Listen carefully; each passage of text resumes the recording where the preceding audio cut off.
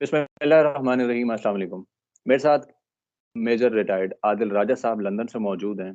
और गुज़श्ता 7-8-9 महीने के अंदर राजा साहब जो हैं, इनकी बहुत सारी खबरें दुरुस्त साबित हुई हैं, ये मानना पड़ेगा। मतलब बहुत सारी चीज़ों पे मैं भी देखता हूँ कि यार पहले इनको देख लें कि क्या आगे जाके चीज़ें निकलती हैं और किस तरह से साबित होती हैं या उसमें कितने परसेंट साबित होता है। ज़ाहिर है ये एक बेसिक चीज़ होती है जर्नलिज़्म में कि हमें ये चीज़ देखना पड़ती है। और उसके अलावा बहुत सारी थ्योरीज मार्केट में है राजा साहब के हवाले से। तो एक खास ग्रोह जो है खास तौर पर उनको पेडल करता है। और पीटीआई के अंदर भी बहुत सारे लोग हैं जो कि बहुत सारी थीरीज जो हैं उनको प्रमोट भी करते हैं राय साहब के बारे में। तो इन सारी चीज़ों के ऊपर मैं बात करूंगा आदिल राजा साहब से। इनके साथ मेरी मुलाकात आज तक नहीं हुई, पाकिस्तान में भी जब थे। एक दफ़ा हमने एक मीटिंग में शिरकत की थी, वो जूम की मीटिंग थी डॉक्टर मोहित यूसुफ के साथ, जो नेशनल सिक्योरिटी एडवाइजर थे इमरान खान साहब के। तो उसके बाद प्लान था मिलने का, लेकिन खैर मुलाकात नहीं हो सकी जैसे किस्मत। लेकिन आज मैं बहुत सारे सवाल हैं राय साहब आपसे, और मैं ज़रूर पूछना चाहूँगा उस हवाले से। सबसे पहली चीज़ तो ये है कि मुझे याद है जब हमने वो मीटिंग अटेंड की थी और नेशनल सिक्योरिटी एडवाइज़र के साथ बैठ के एक बंदा मीटिंग अटेंड कर रहा है, कश्मीर के हवाले से बात हो रही है और नेशनल सिक्योरिटी के हवाले से बात हो रही है। और उस वक़्त तक रियासत पाकिस्तान और उसके इदारों को नहीं पता कि ये बंदा ह्यूमन स्मगलिंग में मुलव्वस है, नहीं पता कि जी इसने कोई लैंड ग्रैबिंग की है, या ये भी नहीं पता कि जी कोई ज़मीनों के कब्ज़े या कोई ऐसे-वैसे कोई रोले हैं। लेकिन रिजीम चेंज होता है और उसके बाद खैर बहुत सारी कहानियाँ सामने आ गई। इस हवाले से ख़ास तौर पे हम थोड़ा फ़ोकस करेंगे। लेकिन मेरा जो सवाल ज़ाती तौर पे आपसे ये है राय साहब, रिजीम चेंज जब हुआ, मुझे याद है आपकी ट्वीट्स, आप लिखते थे परेशान होने की कोई ज़रूरत नहीं, सब ठीक हो जाएगा, इदारा बहुत अच्छा कर रहा है, सब अच्छा कर रहे हैं। ज़ाहिर है आप इदारे से हैं और मैंने एक चीज़ पर्सनली ऑब्ज़र्व की है, लोगों के अंदर आप जैसे जितने भी रिटायर्ड हज़रात हैं, कि इदारे से आप रिटायर्ड हो जाते हैं लेकिन आपके अंदर से इदारा नहीं निकलता, बल्कि मैं तो यहाँ तक कह सकता हूँ कि शायद कार्टेल कल्चर की तरह आप लोग बिहेव करते रहते हैं उसके बाद। बहुत कम लोगों के, बहुत थोड़े लोग होते हैं जो इससे निकल आते हैं। अच्छा, आपने हमें बताया कि जी सब ठीक हो रहा है, टेंशन नहीं लें। लोग देखते थे जी राजा साहब कह रहे हैं तो हो सकता है चीज़ें ठीक हो जाएँ, लेकिन आहिस्ता-आहिस्ता हालात इस कदर हो गए कि राजा साहब को खुद पाकिस्तान छोड़ना पड़ा। ये एकदम से ऐसा क्या हुआ था? मतलब मुहिब्बे वतन आदिल राजा साहब, आईएसपीआर के साथ आपके ताल्लुकात, मुझे याद है मैंने कुछ काम आपसे आईएसपीआर के हवाले से मेरे थे, कोई कॉपीराइट के हवाले थे, कुछ इस तरह की चीज़ें, तो आपने वो करवा के दी थी और मेरा राब्ता करवाया था। तो एकदम से उसी आईएसपीआर के लिए, उसी इदारे के लिए मेजर रिटायर्ड आदिल राजा दुश्मन कैसे हो गए? गद्दार कैसे हो गए? उबैद, रिजीम चेंज ऑपरेशन से तकरीबन 6-7 महीने पहले मुझे कंफर्म हो गया था। जनरल बाजवा के ससुर की बातें सुनते हुए, मेरे पड़ोस में रहते थे, कि ये करने क्या जा रहे हैं, और इमरान खान को भी मैंने इससे मुतला कर दिया था। और मैं इसके बारे में खामोश एहतजाज मैंने जारी रखा था। खामोश एहतजाज मैंने पब्लिकली अपनी ट्वीट्स को भी, अगर आप उठा के देखें, जो ट्वीट्स मेरी डिलीट करा दी गई और पाकिस्तान से जाने के बाद मैंने दोबारा फिर उनकी स्क्रीनशॉट्स शेयर की, तो आपको पता चलेगा कि मुझे बुला के रजीम चेंज से पहले भी जबरदस्ती ट्वीट्स डिलीट करवाई जा रही थी। मेरे मुझे बुला के जीएचक्यू में सरजंच की जा रही थी। मुझे बताया जा रहा था कि तुम्हारा कई 100 करोड़ का जो कारोबार है, डीएचए तुम्हें पैसे देता है और तुम जमीनें खरीदते हो, ये सब तबाह बर्बाद हो जाएगा। तुम्हारे जो बेनिफिट्स हैं वो सब चले जाएंगे, पेंशन चली जाएगी। तुम हमारे साथ मिल जाओ, यू टर्न ले लो, बस हमारे साथ मजे करो। और हत्ता कि जनरल एजाज अमजद ने, जनरल बाजवा के ससुर ने, मुझे सामने बिठा के भी ऑफर्स दी। उसने कहा पिंडी के तुम सिर्फ लैंड प्रोवाइडर हो, तुम्हें हम फैसलाबाद का भी ठेका दे देंगे, लाहौर का भी दे देंगे। तुम छोड़ो इस कहानी को, तुम मजे करो, जिंदगी इंजॉय करो। तुम्हें क्या पड़ी है ये जो है आवाजें हक बुलंद करने की, हीरो बनने की क्या जरूरत पड़ी है? लेकिन दज्जाल को सिजदा करना मैंने कबूल नहीं किया, और यू टर्न मैंने लेना कबूल नहीं किया, और मैंने बोलना शुरू कर दिया रजीम चेंज के बाद भी। हालांकि इतना ज्यादा खुल के तो आपको पता है मैं नहीं बोल रहा था, पाकिस्तान में बैठा हुआ था, बड़ा रिस्ट्रिक्टेड तरीके से अपना एहतजाज कर रहा था मैं, पहले भी बाद में भी। मेरी ट्वीटों का आप मुआजना कर लें, लेकिन ये भी उनको काबिल कबूल नहीं था, वो भी मुझसे डिलीट करवाते थे। और आखिरकार आईएसआई का छापा मारा गया, मेरी वालदा के घर के ऊपर मुझे तंग किया गया। और मैं उसके बाद आर्मी चीफ के ससुर से मिला, क्योंकि उनके अहकामात के ऊपर ये काम हुआ था। मैं हाई कोर्ट के अंदर गया, मैं पुलिस के पास गया, कहीं से सुनवाई नहीं हुई, बल्कि उल्टा दोबारा एफआईए के एक वर्दी वाले एहलकार को लाके दोबारा जब छापा मारा गया, तो मुझे पाकिस्तान छोड़ना पड़ा। और पाकिस्तान छोड़ के मैंने इनको, जब मुझे बेतहाशा ऑफर्स की गई कि इनकी ऐसी की तैसी, तू वापस आ जा, किसी की जरूरत नहीं है तुझे कुछ कह सके, क्योंकि इनको पता था मेरे पास मुझे क्या क्या पता है। लेकिन जब मैंने हकीकतें खोलना शुरू की, जो आप कहती हैं कि खबरें सच्ची हुई हैं, और मेरे साथ मैं अकेला नहीं था, मेरे हम ख्याल लोग इस वक्त पाकिस्तान फौज के अंदर, आईएसआई के अंदर हर रैंक के ऊपर सर्व कर रहे हैं। हम लोग इकट्ठे, हमारा ख्याल था कि ये गलत हो रहा है। और फिर हमने जब गलत जो कुछ हो रहा है वो आवाम को बताना शुरू किया, तो गद्दारी का भी ठप्पा लग गया। और जिन लोगों का आप जिक्र कर रहे हैं कि कब्जा माफिया भी, और जिन लोगों ने ह्यूमन स्मगलर कहा, उनको तो इंशाल्लाह यहाँ लंदन की कोर्ट में बहुत जल्द मैं लेके जाने वाला हूँ, आपको वो भी खबर मिल जाएगी। क्योंकि यहाँ पे ऑपरेट भी करता है जियो न्यूज। तो उसके अलावा बाकी जो लोग प्रोपेगेंडा चलाया गया वो तो आपको पता है कि किसके ऊपर नहीं चलाया जाता प्रोपेगेंडा, जो भी इनको आईना दिखाता है वो। लेकिन अहम चीज देखने की ये है कि वो प्रोपेगेंडा कर कौन रहा है वो। और मैं, अगर मुझे आप लैंड ग्रैबर कह रहे हो तो मैं किसके लिए काम कर रहा था? इसका मतलब है डीएचए लैंड ग्रैबर है, डीएचए धोखा करता है। अब फिर लोग पूछते हैं पैसे कहाँ से है, मुझे डीएचए दे रहा है। आपने मेरे बैंक अकाउंट्स की डिटेल यूट्यूबर्स को देके मेरे खिलाफ वीलॉग्स बनवा दिए, लेकिन आपने ये नहीं बताया कि अकाउंट में अगर अरबों रुपए की ट्रांजेक्शन है, कई सौ करोड़ की ट्रांजेक्शन है, तो वो पैसे आ कहाँ से रहे हैं ये नहीं आपने बताया। इकट्ठे इकट्ठे 35-35 करोड़, 45 करोड़, 50 करोड़ की पेमेंट्स कोई छोटी मोटी पेमेंट्स नहीं होती। वो आ कहाँ से रही है? एक ही चेक में पेमेंट आ रही है। आप बताओ तो सही कि डीएचए के अकाउंट से, डीएचए इस्लामाबाद रावलपिंडी के अकाउंट से इनके अकाउंट में ट्रांसफर हुई है, उसका कभी किसी ने जिक्र नहीं किया। तो उबैद, जब और मुझे आज दिन तक इन्होंने जो मुझे धमकियां दी थी वो बिल्कुल, मैं अपना 1500 करोड़ रुपए का कारोबार गर्क करके तबाह बर्बाद करके यहाँ पे बैठा हूँ, अपने कई करोड़ के बेनिफिट्स तबाह बर्बाद करके, पेंशन बंद करा के आज दिन तक बंद है, हलाल की कमाई मेरी मैं तबाह बर्बाद करके यहाँ पे बैठा हूँ। लेकिन एक दिन भी मुझे अफसोस नहीं हुआ, नींद मुझे सुकून की आती है। क्यों? क्योंकि जो मेरे नसीब में है, मेरे अल्लाह ने मुझे देना ही देना है, ये मेरा ईमान है, और मैं सुकून की नींद सोता हूँ। इसी बात है। अच्छा, आपने कहा कि जी जाली कुव्वतों के आगे आप झुके नहीं, मतलब रजीम चेंज हुआ, आपको रियलाइज हुआ कि जी ये दजाली लोग हैं, ये वो लोग नहीं हैं जिनके बारे में जो लोग सोचते थे कि जी ये सेवियर्स ऑफ द लैंड है, ये जी सेवियर्स ऑफ द नेशन है। तो जी दजाली हुए वो। लेकिन जी रजीम चेंज के बाद ही मुझे याद है कि आप जनरल रिटायर्ड फैज हमीद के, जिसके साथ इस कौम का भी बहुत ज्यादा रोमांस था, मेरा मुझे लगता है कि जितनी हिस्ट्री मैंने पढ़ी है शायद पाकिस्तान की तारीख में इतना पॉपुलर कोई जनरल नहीं हुआ था जितना फैज हमीद जो था, उसको मोहब्बत मिली, उसको लोग उसके साथ जिस तरह जुड़े। उसके बाद आसिफ गफूर, ये दो लोग बहुत ज्यादा जो है ना इनके साथ अवाम अटैच हुई। आप भी मार्केटिंग करते थे कि नहीं नहीं फैज हमीद बड़ा महब वतन है, फलां करेगा, और फिर ऑल ऑफ द सडन आप चेंज हो गए, मतलब। तो आपके पहले वाली बातें जो हैं उनके ऊपर आवाम ज्यादा एतबार करे, या जो अब आप बता रहे हैं फैज हमीद के बारे में कि जी वो ये कुछ था, वो लंबी चौड़ी कहानी आपने बताई है, फिर लेटेस्ट आपके जो वीलॉग्स भी हैं जिसमें एक्ट्रेसेस का भी जिक्र है और बहुत सारी चीजें हैं, और वो सारी गंदगी जो आपने बताई है, तो किन चीजों पे आवाम यकीन करे इस पर? तो भाई, जहां तक ताल्लुक है जनरल फयाज हमीद से, उम्मीदों का तो सिर्फ मेरी नहीं पूरी कौम की उम्मीदें थी। और हमें लगता था कि जनरल फयाज हमीद ही जो है वो हमारे सेवियर हो सकते हैं। ये जो रेवलेशन है उनके बारे में, मेरी उनकी फैमिली के साथ टर्म्स भी थे। उनकी फैमिली अब मुझसे नाराज भी हो गई है ये बात रिवील करने के ऊपर। लेकिन मुझे भी उतना ही बड़ा झटका लगा, मेरा भी रोमांस उसी तरह का टूटा जिस तरह पाकिस्तानी कौम का टूटा, जब मुझे पता चला कि अंदर खाते तो ये दोनों आपस में मिले हुए थे। फिर मैंने जब कंफर्मेशन की, मुख्तलिफ लोगों से पूछा, तो फिर मुझे पता चला कि यार बात तो ये ठीक है, अंदर ये कॉम्प्रोमाइजेस जो हैं ये हुए हुए थे। और ये झगड़ा ही तब शुरू हुआ जब जनरल फयाज को आर्मी चीफ नहीं लगाया गया, तो फिर वहां से झगड़ा शुरू हुआ। जब जनरल बाजवा को उनको पता चला कि वो एक्सटेंशन लेना चाहते हैं, तो वहां से इनका झगड़ा शुरू हुआ है। उससे पहले तक बिल्कुल इमरान खान को भी ये मिलके मैनिपुलेट कर रहे थे और सारा काम मिलके कर रहे थे। तो सिर्फ मैं तो नहीं था, सिर्फ मेरा तो ये ख्याल नहीं था। अगर मैं सिर्फ, अगर कोई उनके बारे में ये बातें कर रहा था, तो पूरी कौम यही बातें कर रही थी ना, आज दिन तक भी यही बातें कर रहे हैं। तो लेकिन ये जब पता चली मुझे बात, और पता चलने के बाद मैंने जब उसको कंफर्म किया, कुछ डॉक्टर्स ने मुझे बताया। मुझे तो जब हामिद मीर साहब आके बोले थे तो मुझे तो कहा गया था, मैं आपने आईएसपीआर से अगर मैंने काम कराए हैं आपके, तो जाहिर बात है मेरे पास एक्सेस था, हाईएस्ट लेवल का डीजी आईएसपीआर का डायरेक्ट एक्सेस था, डीजीसी का मेरा डायरेक्ट एक्सेस था जनरल इरफान के साथ।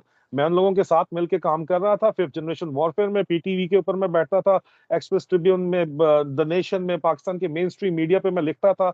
मेरे वीलॉग्स आपके सामने मौजूद हैं, लेकिन मेरा फोकस फिफ्थ जनरेशन वॉरफेयर है, फोकस मेरा जो है वो पाकिस्तान का दुश्मन है, फोकस मेरा हिंदुस्तान था। लेकिन मेरे एक्सेस तो थी ना, तो मुझे पता तो था ना कि ये मेरा मेरा उनके साथ ताल्लुक वास्ता तो था। और हर कोई यही बिलीव करता था कि जनरल फयाज हमीद जो है वो हमारे सेवियन है, क्योंकि उस वक्त तो डीजी आईएसआई भी थे, और मैं लगता था कि यार ये बड़ा तगड़ा बंदा है, ये काम कर लेगा।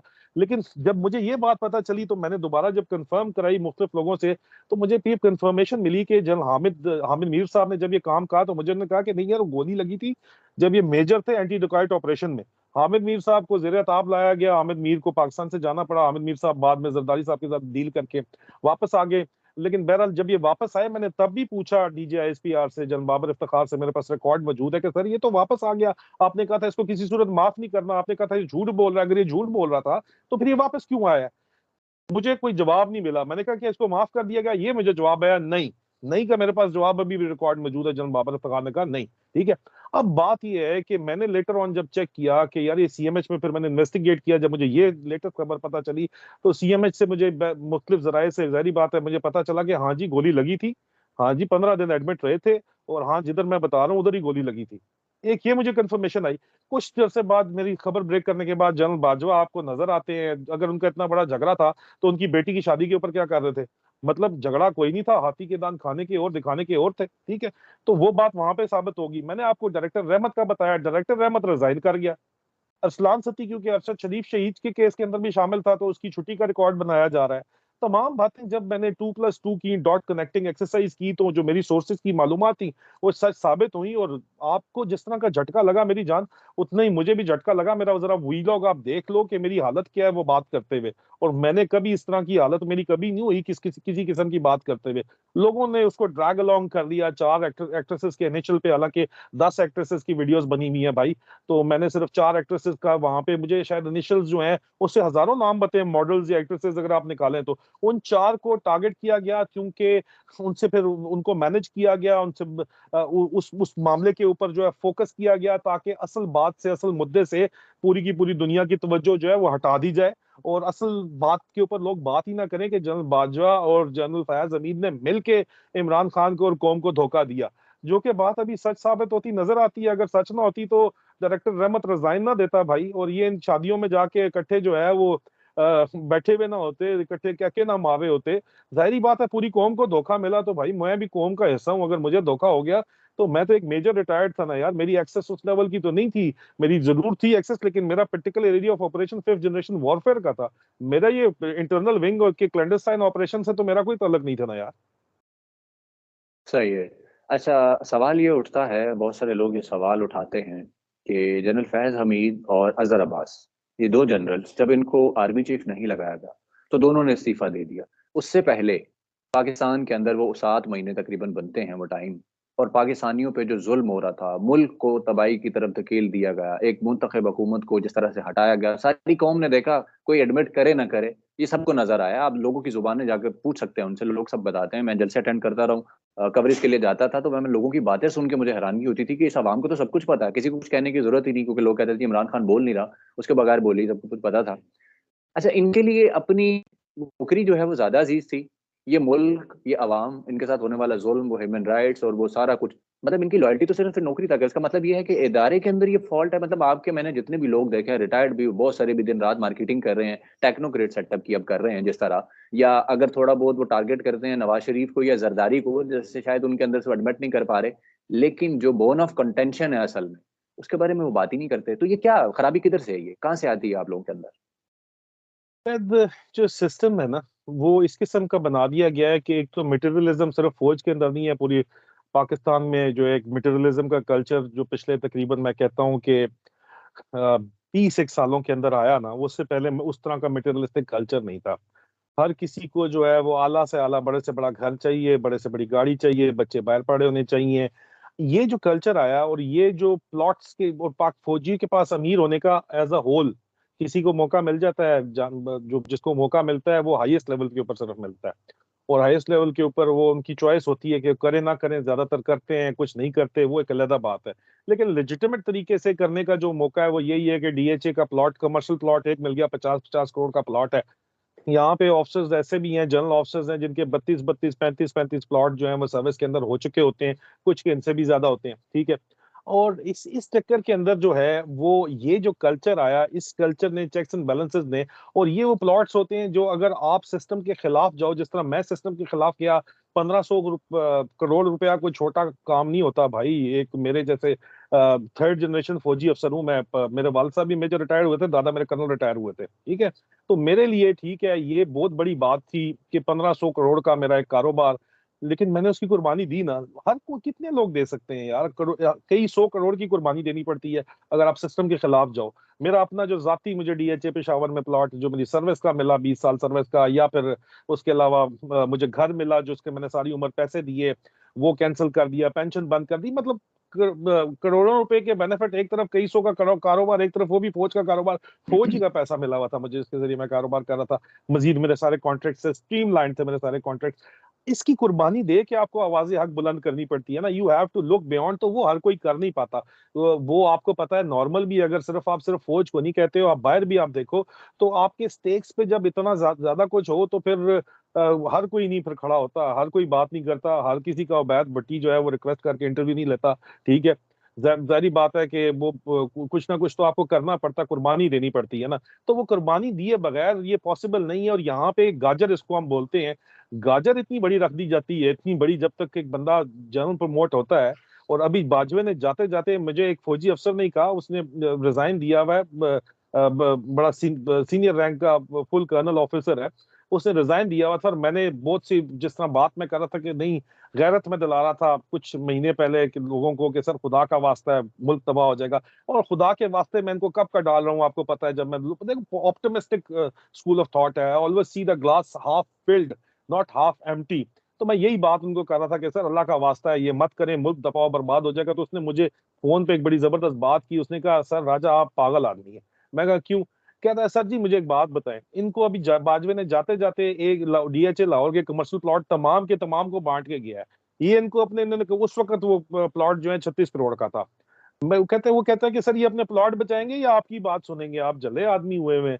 लेकिन बहरहाल बंदे को बात तो करनी होती है ना, बंदे को अपील तो करनी होती है ना। लेकिन वहां तक पहुंचते तक दे इंश्योर के यार आप के स्टेक्स इतने हाई हो जाएं कि उन स्टेक्स के खिलाफ अगर आप जाएं तो फिर आपको इतनी भारी कीमत अदा करनी पड़े कि आप सोचें ही ना उस तरफ जाने का।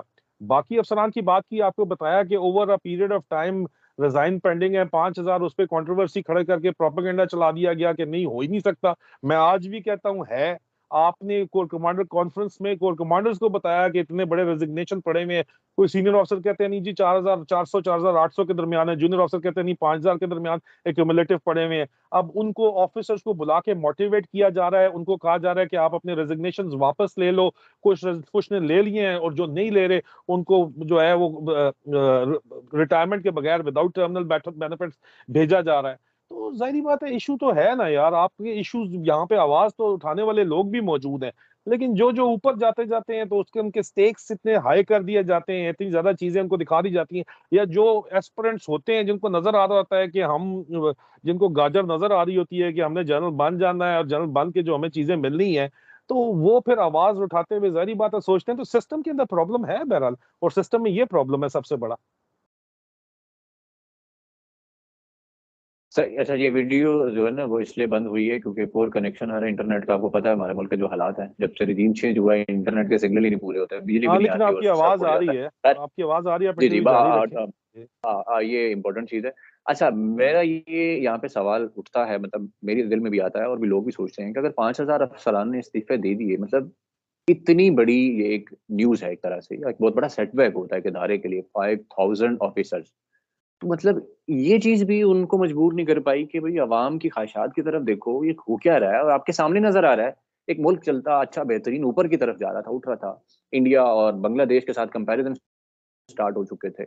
और आज हमारे युगोस्लाविया और नाइजीरिया और पता नहीं किस-किस के साथ मुकाबले हो रहे हैं कि जी घाना-शाना उससे भी नीचे पहुँच गए दिए। तो मतलब ये चीज़ें भी उनको कोई नहीं कन्विंस कर पाती कि यार हद होती है, ये कौम तुम्हें टैक्स अपना मतलब खून-पसीना निचोड़ के जो टैक्स इकट्ठा होता है, पैसा तुम तक आता है कि तुम लोग जो हैं वो स्टार्स लगाओ, ऑफिसर्स बनो, सेवियर्स ऑफ द नेशन बनो, प्रोटेक्टर बनो।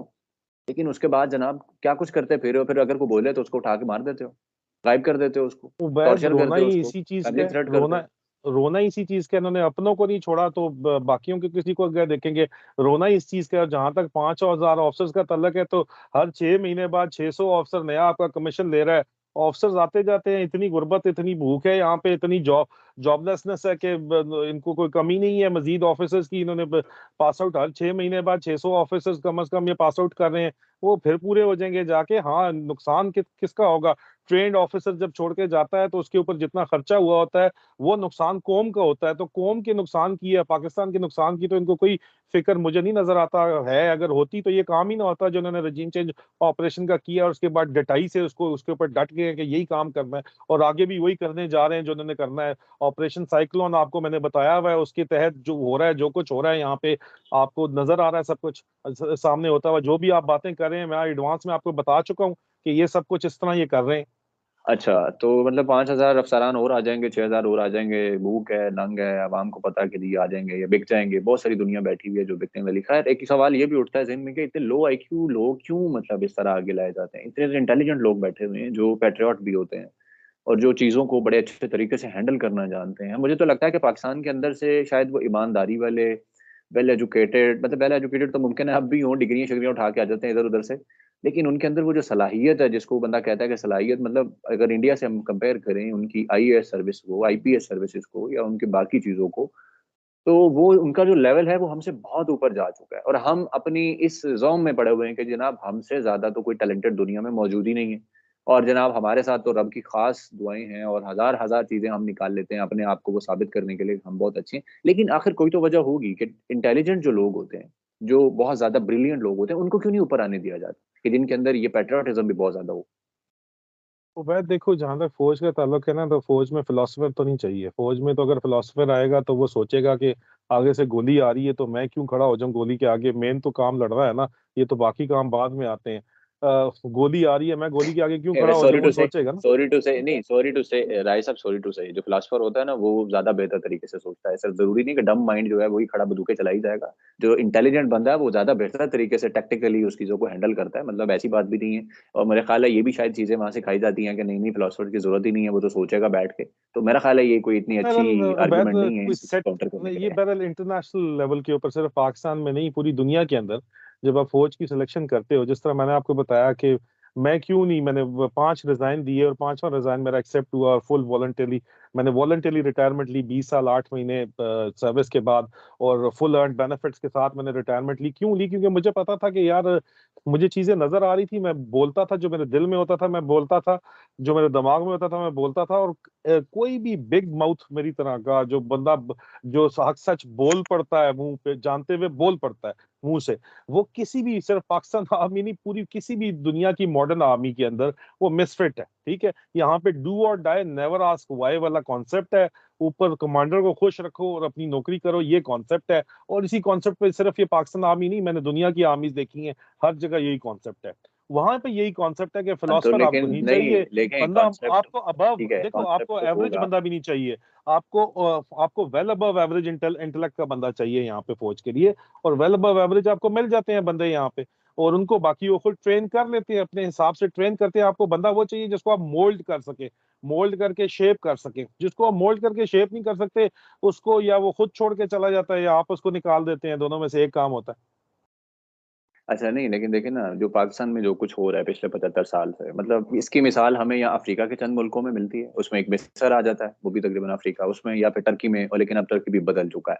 तो अगर बात हम देखेंगे कि पूरी दुनिया की आर्मीज में ये होता है, तो फिर ऐसा अमेरिका में क्यों नहीं होता, ऐसा यूरोप के किसी मुल्क में क्यों नहीं होता, बर्तानिया में क्यों नहीं होता, ऑस्ट्रेलिया में क्यों नहीं होता? वहां भी फौजें मौजूद हैं, बड़े बड़े लोग होंगे, बड़े बड़े जर्नल्स होंगे, बड़ी बड़ी जंगें लड़ी हैं उन्होंने, लेकिन वो तो ठेकेदारी नहीं करते ना हुबुल वतनी की इस तरह से, या यदि हम बस ठीक हैं। बल्कि मैं सॉरी टू से, कुछ लोगों से मेरी मुलाकात हुई जो अभी रिसेंटली कमीशन्ड ऑफिसर हैं, और मुझे ये जानकर हैरानी हुई कि उनको ट्रेनिंग के दौरान ये बात बताई जाती है कि तुम ही सिर्फ वफादार हो, तुम ही हम्म। सिर्फ जो सोच रहे हो वो अच्छा है, बाकी सब ब्लडी सिविलियन है। वो खा, अल्लाह माफ करे, मुझे तो ये लग रहा था कि वो जिस तरह इमरान खान के बारे में बात कर रहे थे, शायद मोहम्मद अली जिन्ना भी वापस आ जाए ना तो ये कहेंगे कि ये इनकी भी कोई औकात नहीं है, हम असल में वो हैं जो समझदार भी हैं, और हम ही जो है हुबुल पत्नी है हमारे अंदर। तो ये मुझे लगता है ये आपका ये प्रॉब्लम जो है वो तरबियत के अंदर से शुरू में डाल दिया जाता है कि अपने से ऊपर किसी को कुछ नहीं समझना, ये सब फारिग हैं, ये ब्लडी सिविलियन है, फलां भी।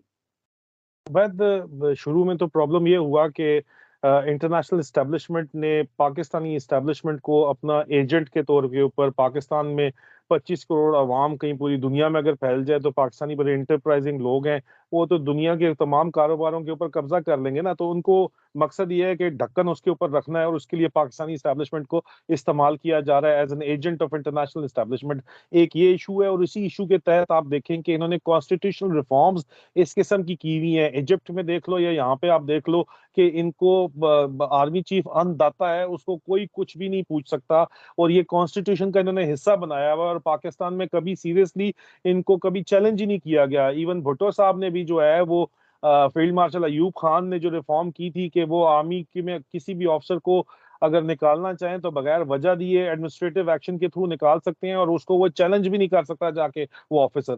तो वो भुट्टो साहब ने भी वो रिफॉर्म चेंज नहीं की, वो कॉन्स्टिट्यूशनल अमेंडमेंट उसमें अमेंडमेंट नहीं की। 199 अभी 199 चल रहा है, क्लास 3 चल रही है अभी तक भी। अगर कोई बोले जो आप बोल रहे हो, अगर फौज के अंदर कोई बोले तो उसकी नौकरी से उसको फारिग कर दिया जाता है। बाकी यंग ऑफिसर्स की आप बात कर रहे हो, उनको तो यार वक्त लगता है जमाने के झटके खा के समझने में। जरा शादियां वादियां करके दुनिया देख के उनको पता चलता है कि चल क्या रहा है, हो क्या रहा है।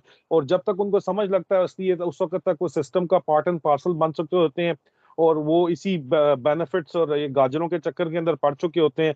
तो उन्होंने जारी बात है अपनी मजबूरियां देखनी होती हैं, यहाँ पे ये वाला इशू बन जाता है। जो आप कह रहे हो बात, वो तो बिल्कुल ठीक है, मैं इसलिए तो आपके साथ सहमत हूँ। वही बात मैं करता हूँ कि जो जो आप बात कर रहे हो कि ये गलत है, और इसके लिए इसको खत्म करने के लिए आपको कॉन्स्टिट्यूशनल रिफॉर्म्स चाहिए, चेक्स एंड बैलेंसेस का सिस्टम चाहिए। इंटरनेशनल एस्टेब्लिशमेंट जब पाकिस्तान ने आजादी ली 1947 में, तो हिंदुस्तान की फौज को भी इसी सोच के साथ, उन्हीं डॉक्यूमेंट्स के साथ सोच के छोड़ के गई थी, जिस तरह पाकिस्तान की फौज को छोड़ के गई थी। हिंदुस्तान की फौज में नेहरू को ये बात समझ आ गई। नेहरू ने कॉन्स्टिट्यूशन 1950 में कॉन्स्टिट्यूशनल चेक्स एंड बैलेंसेस का एक सिस्टम शुरू किया। 1970 में सिस्टम को कंप्लीट वो कर चुके थे। और फिर जब लोग कहते थे कि फील्ड मार्शल मानेक शाह ने जब 71 में पाकिस्तान बांग्लादेश आजाद करवा दिया था, या तोड़ दिया था, पाकिस्तान तोड़ दिया था, ये इस तरह कहना चाहिए। तो उसके बाद जब लोग कहते थे कि मानेक शाह जो है वो इंदिरा गांधी को गिरा के मार्शल लॉ लगा देगा, तो हिंदुस्तान में लोग हंसते थे। वो कहते थे it is not possible because we have placed the system of constitutional checks and balances which won't allow a field marshal court martial to take over. वो कॉन्स्टिट्यूशनल चेक्स एंड बैलेंसेस 20 साल का सफर वो कर चुके थे। हमने अभी तक वो शुरू ही नहीं किया, हम अभी तक उसी के ऊपर बैठे हुए हैं, और इसी वजह से हम रूल हो रहे हैं जिस वक्त से हम शुरू से हो रहे थे। और अभी आप देखेंगे बांग्लादेश इंटरनेशनल एस्टेब्लिशमेंट का नेक्स्ट टारगेट है, क्योंकि उनका मेन मकसद है आबादी को कंट्रोल करना है, और आबादी को उन्हीं के एरिया के अंदर कंट्रोल करके कम भी करना है और वहीं पे रखना है, भाई दुनिया में फैलने नहीं देना। तो यहाँ पे तो देखा जाए तो ये तो फिर एक इंटरनेशनल एस्टेब्लिशमेंट के एजेंट का किरदार यहाँ पे अदा कर रहा है ना। डर्टी हैरी पार्टी जो कुछ यहाँ पे बैठ के कर रही है, वो और क्या है भाई, उनको कोई परवाह ही नहीं ये है, तो खुल कोई के नई सब कुछ बात तो पता नहीं है ना। है। ये तो नई बात तो नहीं है ना, ये रेंटे आर्मी वाली बात तो बड़ी पुरानी है ना। हम रशियन जो जिहाद हमने रशिया के खिलाफ किया था, पूरी हिस्ट्री वहीं से उठा के अगर हम देख लें, बल्कि उससे पहले जैसे बुडवीर का जो अड्डा था, हमने जिस तरह से अमेरिका को दिया, जो कुछ होता रहा, तारीख तो खैर यही कुछ बताती है। फिर रही सही कसर लेकिन परवेज फिर मुशर्रफ उबैद साहब ने निकाली और उसमें हमें फिर लोग कहते हैं कि इमरान खान को क्यों सपोर्ट करते हो। मुझे एक ही लीडर नजर आया है, इमरान खान, जो इस चीज को चैलेंज करता हुआ नजर आया है। और तो ये सारे के सारे बाकी भी साथ मिले हुए ना, बल्कि फॉर अ गुड लेकिन जाहिर है पोर्शन वो ऑफ तो टाइम ऐसे ही है, इमरान जो खान भी जब कॉम्प्रोमाइज गवर्नमेंट होंगे। में थे, अगर आप इमरान खान भी जब गवर्नमेंट में कॉम्प्रोमाइज, थे तो कॉम्प्रोमाइजेस तो करने पड़ते हैं ना फिर। नहीं वो बात ठीक है, लेकिन करप्ट कंप्रोमाइज बंदा जब आप पावर पे लेके आते हैं, तो फिर वो जिस शराइत पे लाया गया है उसी शराइत के साथ फिर उसे फैसले करवाए जाते हैं। खैर कंक्लूड करते हैं इसको अब। लेकिन इंपॉर्टेंट सवाल इस पे ये है कि एक सोच पाई जाती थी लोगों के अंदर कि 29 नवंबर 2022 के बाद शायद अनडू हो जाएंगी वो चीजें जो कि 9 अप्रैल को हुई थी। मतलब लोगों के अंदर एक ये माइंडसेट था। लेकिन उसके बाद जब हमने देखा, कुछ चीजें बेहतर भी हुई हैं, इस बात में कोई शक नहीं है। मतलब उस तरह थ्रेट नहीं हो रहे लोग, या अगवा नहीं किए जा रहे, उठाया नहीं जा रहा सोशल मीडिया के लोगों को। लेकिन मोहसन नकवी की निगरान वजीर आला पंजाब जिस तरीके से तैनाती हुई है, तो लोगों की वो जो खुशफहमियां थी ना, वो एक दफा हवा हो गई हैं। और जिस तरह जावेद चौधरी जैसे लिफाफे, सॉरी टू से मैं खुल के लिफाफा कहूंगा इस बंदे को, और मैं कहता भी बिल्कुल हूँ। है ही और लफाफा, इस तरह, इसमें और क्या जितना ये शक पूरा ग्रुप है, और जिस तरह मीडिया ने एक माहौल बनाया, मेरे बहुत अच्छे दोस्त, बड़े अपराइट किस्म के, बड़े इखलाकी तौर पर मजबूत लोग हैं, मुझे सबसे ज्यादा दुख ये पहुंचा कि जिस तरह उन्होंने मोहसन नकवी को सीएम बनवाने के लिए जो कंपेन चलाई है ना, यकीन करें मेरा दिल इतना खट्टा हुआ कि मैंने उन लोगों से बातचीत करना छोड़ दिया कि यार तुम्हारी इखलाकियत बस यहाँ तक ही थी कि तुम्हारा बॉस जैसे ही सीएम की पोस्ट के लिए आ रहा था, तुमने दुनिया जहान के कलाबे मिला दिए हैं। वैसे तुम बड़े बता रहे थे कि पीडीएम ने लुटा दिया, फलां कर दिया, फलां, और हम सबको पता है मोहसिन नकवी का क्या ताल्लुक है, किस किससे क्या ताल्लुक है, सब सामने आ चुका है। तो माशाल्लाह की बातें की जा रही हैं, सॉफ्ट कू की बातें की जा रही हैं, लंबा एक टेन्योर केयर टेकर लगा दो, फलां फलां। अच्छा, आप बाखबर हैं, यकीनन खबरें आपके पास आती रहती हैं। वैसे मुझे आपकी वो खामोश मुजाहिदों वाली एक उस चीज से बड़ा एतराज है, उस पर फिर कभी बात कर लेंगे। तो क्या लग रहा है, क्या होने जा रहा है? खामोश मुजाहिदों पे सोचने के आपको ये मर रहे हैं। एतराज है? आपको ये एतराज है कि खामोश क्यों है? वो जो कर सकते हैं वो कर रहे हैं, सब कुछ उन्होंने नहीं करना। पाकिस्तानी कौम को भी कुछ करना है। जो पाकिस्तानी कौम यहाँ पे कहती है कि जी आप हमें प्लेट के अंदर रख के हमारी आज़ादी दे दो, आज़ादी कभी भी प्लेट के अंदर नहीं मिलती, आज़ादी छीनना पड़ती है। और जो हालात यहाँ पे ये आपको डराने के लिए कर रहे हैं, मार्शल लॉ और टेक्नोक्रेटिक सेटअप के फिलहाल तो डराने की बातचीत हो रही है, क्योंकि इंटरनेशनल एस्टेब्लिशमेंट की कुछ कंडीशंस हैं, और वो कंडीशन ये है कि एक ऑर्गेनिक डेमोक्रेटिक प्रोसेस कम से कम नजर आना चाहिए कि चल रहा है।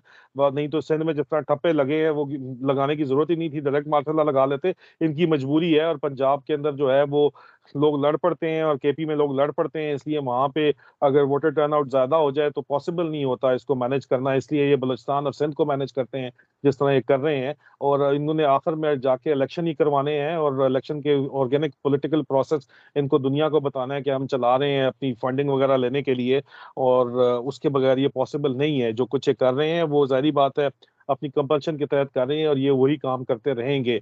और बाकी मैं आज का मेरा जो वीलॉग है, आज 24 तारीख का जो वीलॉग, 24 तारीख का जो मेरा वीलॉग है कि हो क्या रहा है, वो अगर आप देख लें तो आपको एग्जैक्ट डिटेल मिल जाएगी कि असल में ये करने क्या वाले हैं और हो क्या रहा है, और आगे इनके फ्यूचर के क्या प्लान्स हैं पाकिस्तान के बारे में, वो भी आपको थोड़ा सा डिटेल बता सारी देना इसके मेरे अंदर मिल व्यूअर्स के लिए जाएंगी। भी, मतलब जाहिर है जो वीडियो देख रहे होंगे उनको भी थोड़ा सा ये उबैद बता दें कि क्या होने जा उबैद रहा है, वो वो इलेक्शन कब मैंने होंगे, मैंने कब तक मैंने होंगे, आपको जो बातें क्या बताई थी वही हो रही हैं।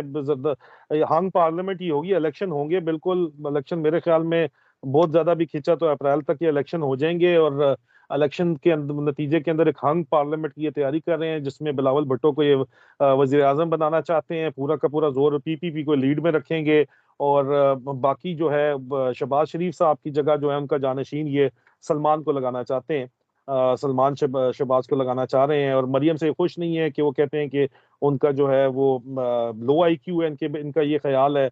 मेरे जराये का ये दावा है कि मरियम के बारे में इनका ये ख्याल है। और दूसरा, वो मुतकब्बर हैं बहुत, गरूर तकबर बहुत है उनके अंदर, एरोगेंस बहुत ज्यादा है, उनको समझ नहीं आती। ये बात है उनके बारे में, ये ख्याल है। फजलुर रहमान साहब को पसंद नहीं करते, उनके बेटे को लाना चाहते हैं इसलिए। बाकी मैंने जो करना चाहते हैं वीक गवर्नमेंट रख के, और मैंने जो आगे चलना चाहते हैं, और इसके लिए जाहिर बात है कि इंटरनेशनल एस्टेब्लिशमेंट की आशीर्वाद इनको हासिल है। इनको कहा गया है, मेरे जराये का ये दावा है कि डॉलर आपको इतने मिल जाएंगे कि आपका काम चलता रहे, नहीं तो मतलब ये है कि आपको मारेंगे भी नहीं और जीने भी नहीं देंगे। सही है। चलें ठीक है, ये तो उनकी विशेष होगी, लेकिन आपको क्या नजर आ रहा है होगा क्या, मतलब पॉइंट जो ये है ना, what do you see happening? ख्वाहिशें तो बहुत हैं। उबैद, अगर तो कौम अपना हक लेने के लिए निकल पड़ी, जिस तरह तुर्की को तुर्क कौम जो है, तुर्क निकल पड़े अपना हक लेने के लिए, तो फिर तो कुछ उम्मीद की जा सकती है। नहीं तो जिस तरह बंदरबांट अगर का वाली बात सिलसिला आ चल गई। रहा है, अगर अगर निकल पड़े तो, हाँ, नहीं निकले तो फिर इसी तरह जो है दोबारा इसी तरह ही चलेगा मामला जिस तरह चल रहा है। ये तो आगे 6 साल का प्लान करके अपना बैठे हैं। सर ठीक है राय साहब, बहुत शुक्रिया, आपने अपना कीमती वक्त दिया, एक लंबे अरसे से ख्वाहिश थी, तो इंशाल्लाह अब उम्मीद है कि फिर दोबारा कभी हम आएंगे, गुफ्तगू करेंगे, बहुत सारे मामला है जिन पे मजा आया आपसे बात करके, बहुत शुक्रिया जी। Thank you, bye, see you इंशाल्लाह। अस्सलाम वालेकुम। अल्लाह। हाफिज।